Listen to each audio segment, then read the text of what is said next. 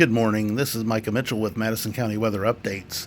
I'm making this video about 11:20. It's probably going. The rate these things seem to be uploading lately, it's probably going to be 20 till 12 or a quarter till 12 before you actually get it. But the information will still be good. So we're looking at satellite and composite radar, kind of overlapped here. This is from the College of DuPage Next Lab, and what I wanted to show you this for is you can see there's some precipitation hanging out in the area, and most of it has been to our northeast, but we got this little bit of a let me turn on this tool here, a little bit of a clearing back here. You'll see it drop into the screen, and that's kind of the nose of a little bit of a weakness that's pushing through, and so we're seeing these showers and storms kind of randomly pop up. They'll pop up, they'll rain themselves out, and then they'll move away. You can see that back here. I'm doing this on my phone, by the way, so this is going to be glitchy. You know how it is. So we look at the radar up close here, and we can see a decent cell to the west of Tipton, kind of moving southeast, but it will probably rain itself out. We've got a pretty healthy cell up here by Leisure that's just popped up. Let me turn on the loop. And there you can see the cell by Tipton blow up, and there you can see the cell by Leisure blow up. And what you can see is a couple of these, like the two I mentioned, are kind of heavy. They're moving kind of southeast, and they'll blow up. You might get dumped on really quickly and pick up a quick quarter to half inch of rain, and then it'll be gone.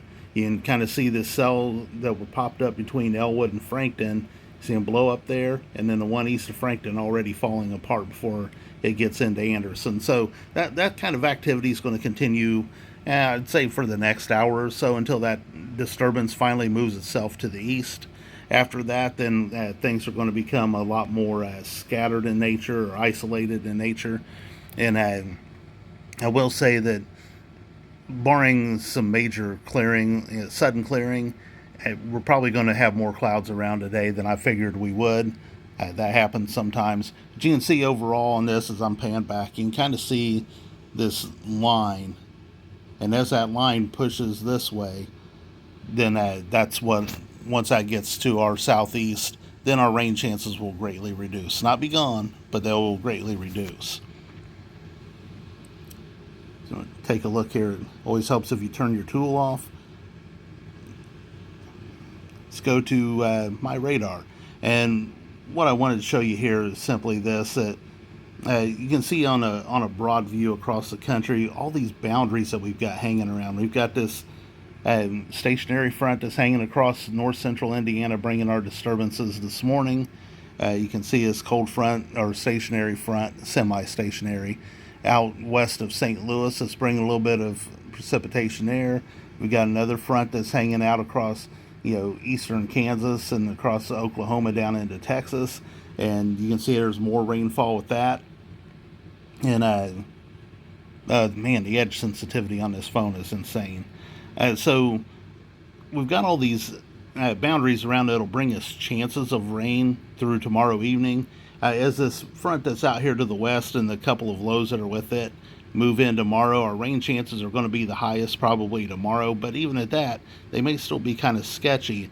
As you can see, all these boundaries that are hanging out in the area, while they all bring their own chances of rain, they also are kind of stealing from each other a little bit. So we're not getting a really organized precipitation shield. These things are, again, one will kind of steal from the other, and it's making it be more scattered, more unpredictable. And so just know that today our rain chances are pretty isolated, especially once we get past about 1 p.m.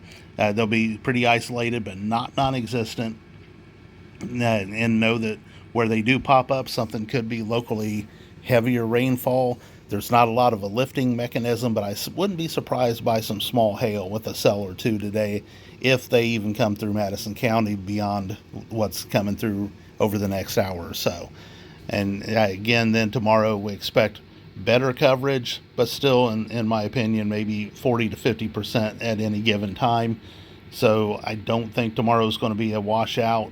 I noted 3 or 4 days ago the data had this weekend being really a lot of rain, and I noted on my forecast a few days ago that we would stop short of calling it a washout because these things have been finding ways to come through drier, and that's what's happening again.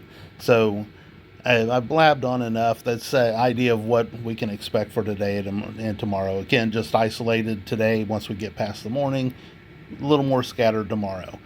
If anything pops up that you need to know about, I will update you. Otherwise, this is Micah Mitchell with Madison County Weather Updates. I hope you have a great weekend, and happy Mother's Day to all you awesome mothers and grandmothers out there. Thank you.